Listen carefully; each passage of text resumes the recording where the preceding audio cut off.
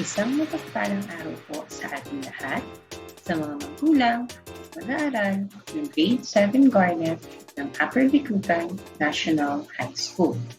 Ako po, si Teacher Mary Ann, at ako po ang inyong magiging guro para sa taong panuruang ito.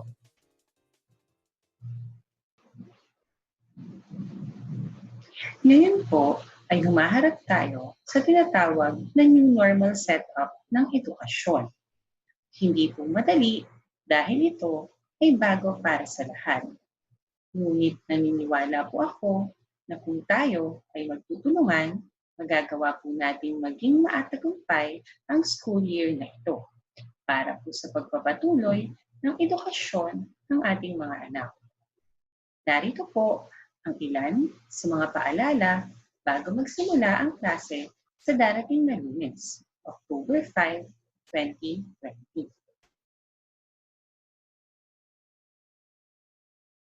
Simulan po natin sa unang katanungan na, magkakaroon po ba ng face-to-face learning session ngayong school year?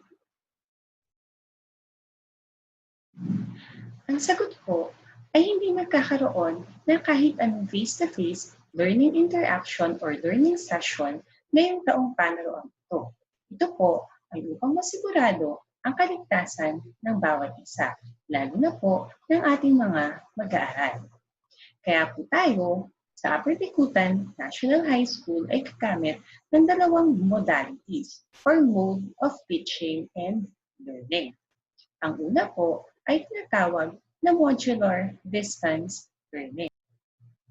Sa modular distance learning, tayo po ay gagamit ng mga printed modules. Yung mga nakaraang araw po ay namahagi na ang paaralan ng mga modules sa ating mag-aaral.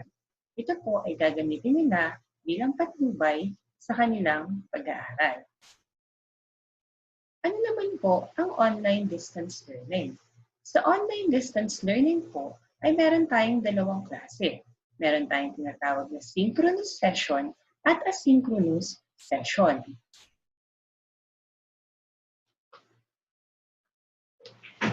Ano nga po ba ang pinagkaiba ng synchronous session sa asynchronous session? Simulan po natin sa synchronous session. Sa synchronous session, sabay-sabay ang mga mag-aaral at kanilang guro na mag-online upang magtalakay. Ang mga mag-aaral, kanyang mga kaklase, at kanyang mga guro ay magkakaroon ng interaksyon sa isang virtual classroom ng sabay-sabay, batay sa kanilang schedule. Sa susunod na slide, tatalakayin po natin ang ilan sa mga virtual classroom na maaaring gamitin ng inyong mga guro para sa inyong synchronous session.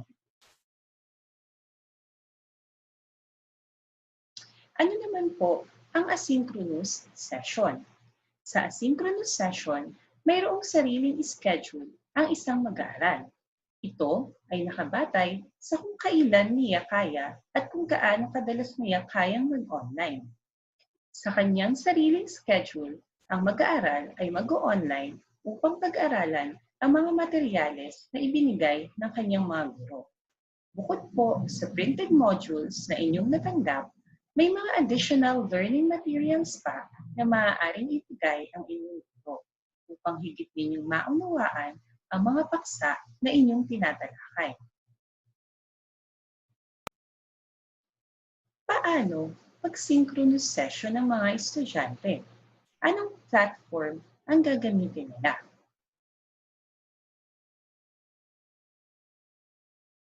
Sa synchronous session platforms, ito lamang po ay ilan sa maaaring gamitin ng inyong mga guro. Pwede silang gumamit ng Google Meet, ng Zoom, or ng Facebook and Messenger Room. Maaari silang gumamit ng alinman sa mga applications na nabanggit, kung alin ang mas applicable at mas madaling gamitin para sa lahat ng mag-aaral. Kaya po Grade 7 Garnet, pinapayuhan ko po kayo na kung maaari ay magkaroon na kayo ng account sa Google Meet gamit ang inyong Gmail account. Ganun din sa Zoom at sa Facebook para maging handa na po tayo sa ating synchronous session.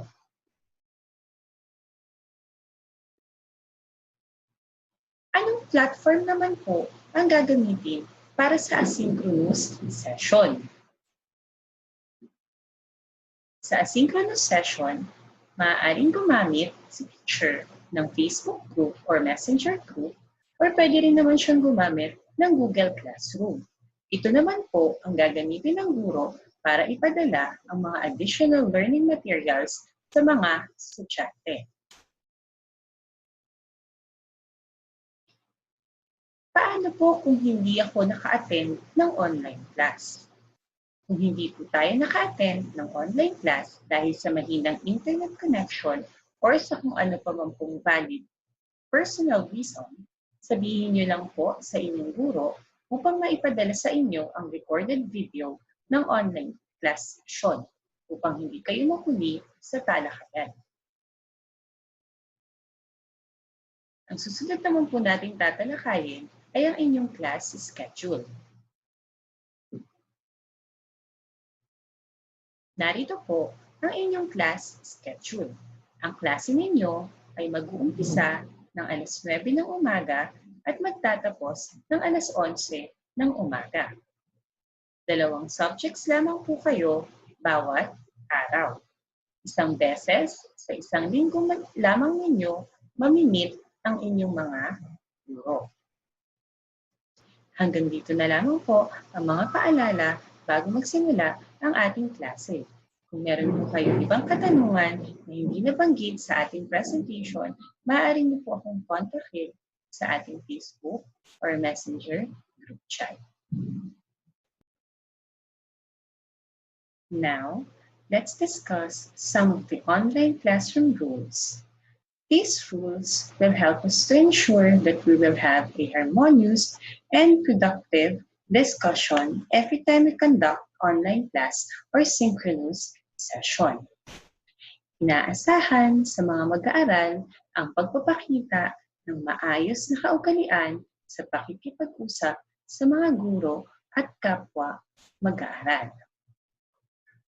So here are some of our online classroom rules. Number 1, always be on time and familiarize yourself with your class schedule.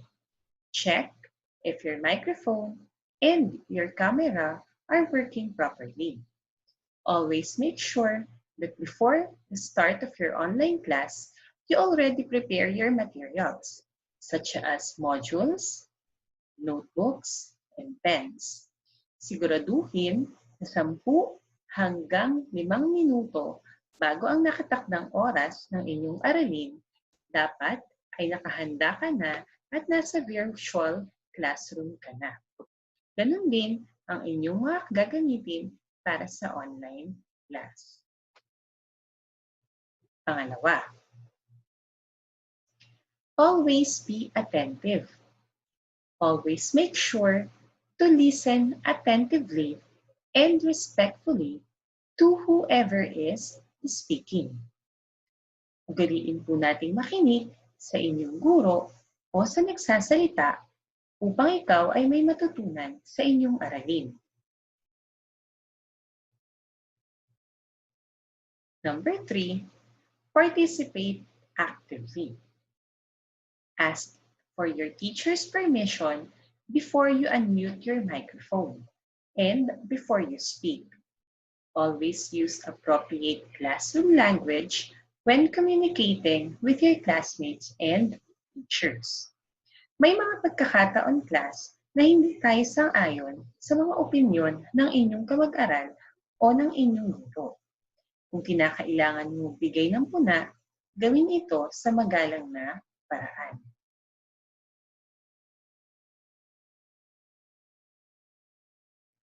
Pang-apat, be respectful.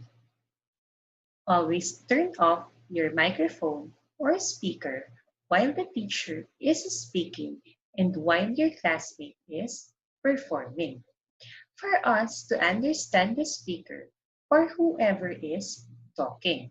Always make sure that your microphone is muted unless it is your turn to speak. Again, lagi pong i-off ang inyong microphone. Gamitin lamang ito kung ikaw ay tinawag ng inyong guro upang magsalita. Next, open your camera so that your teacher and your classmates can see you as well. If you need to leave the screen, ask for your teacher's permission and always turn on your camera so that your teacher can see you if you are still sitting in a learning position.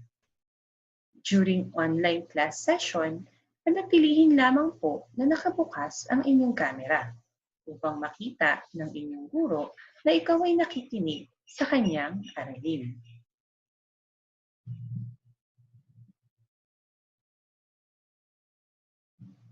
Next, use certain icon if you want to briefly deliver your thought when you are in the mute mode. We can always use the chat box if you have questions and clarifications, and always use appropriate language when communicating.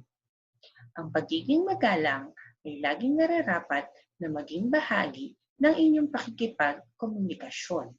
Huwag mag-type ng all capital sapagkat ang dating nito ay pasigaw. Ugaliin po natin maging magalang sa lahat ng pagkakataon.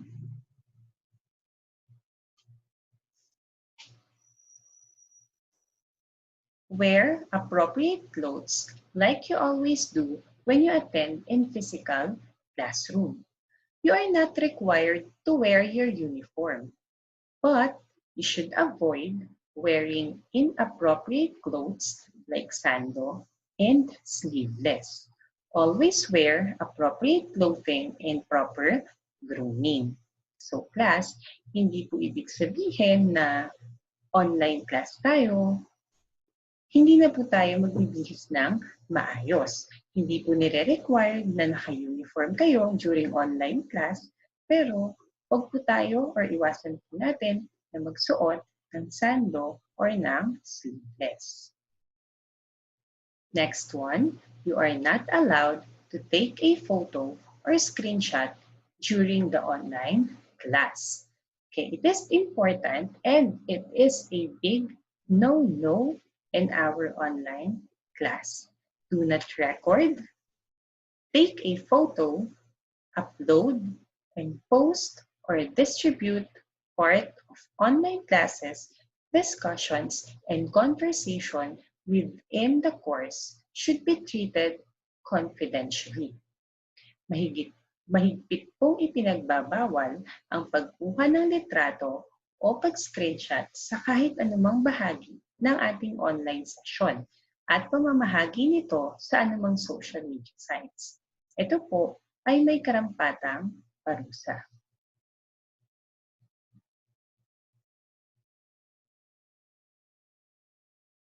Follow these rules to make the class run smoothly. Mahalagang isaisip na ang online classroom sa katotohanan ay isang silid-aralan kung saan kinakailangan mong mag-aral, dumalo sa klase, at makilahok sa talakayan. Inaasahan sa mga mag-aaral ang pagpapakita ng maayos na kaugalian sa pakikipag-usap sa mga guro at kapwa mag-aaral. Hanggang dito na lamang po and see you all next week. Thank you very much and God bless us all.